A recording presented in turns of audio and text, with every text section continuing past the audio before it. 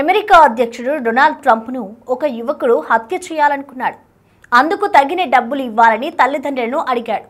అయితే వారు ఒప్పుకోకపోవడంతో కాల్చి చంపి ఇంట్లో ఉన్న నగదు, పాస్పోర్ట్, ఇతర వస్తువులు తీసుకుని పారిపోయాడు. ఈ ఘటనపై కేసు నమోదు చేసుకున్న పోలీసులు దర్యాప్తు ముమ్మరం చేశారు. దీంతో సంచలన విషయాలు వెలుగులోకి వచ్చాయి. విస్కాన్సిన్లోని మిల్వాకీ ప్రాంతంలో తన పేరెంట్స్ టటాయినా డొనాల్డ్ మేయర్తో కలిసి ఉంటున్నాడు. అయితే గత కొంతకాలంగా ఈ యువకుడు జలసాలకు అలవాటు పడ్డాడు. ఈ క్రమంలోనే ఆర్థిక అవసరాలు, ఫ్రీడమ్ కోసం తల్లిదండ్రులను ఇబ్బందులకు గురి చేసేవాడని తేలింది. యువకుడిని అదుపులోకి తీసుకున్న పోలీసులు అతని పాస్పోర్ట్ను తీసుకున్నారు. దీంతో అతని పేరు నికిటా అని వెల్లడించారు FBI అధికారులు.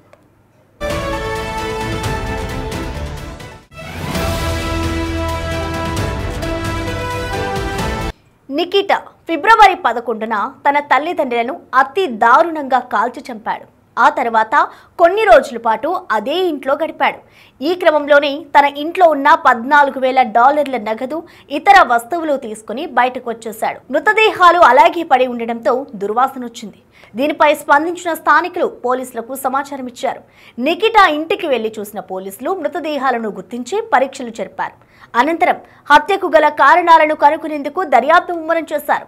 దీంతో మార్చి చివరి వారంలో నికిటాను కాన్సస్ అనే ప్రాంతంలో అదుపులోకి తీసుకుని ప్రశ్నించారు.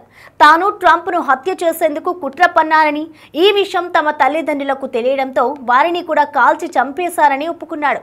ఈ విషయం తెలుసుకున్న పోలీసులు ఒక క్షణం పాటు షాక్కు గురయ్యారు. అతని వద్ద నుంచి డ్రోన్, పేలుడు పదార్థాలు స్వాధీనం చేసుకున్నారు. దీంతో పాటు అతని టిక్టాక్, టెలిగ్రామ్ తదితర సోషల్ మీడియా అకౌంట్లను పరిశీలించారు. అందులో ట్రంప్ను చంపి ఉక్రెయిన్ పారిపోవాలని తన సన్నిహితులో చాటింగ్ చేసినట్లుగా గుర్తించారు. ఈ కేసును తీవ్రమైనదిగా పరిగణించిన మరింత లోతుగా దర్యాప్తు చేపడతామని అధికారులు తెలిపారు.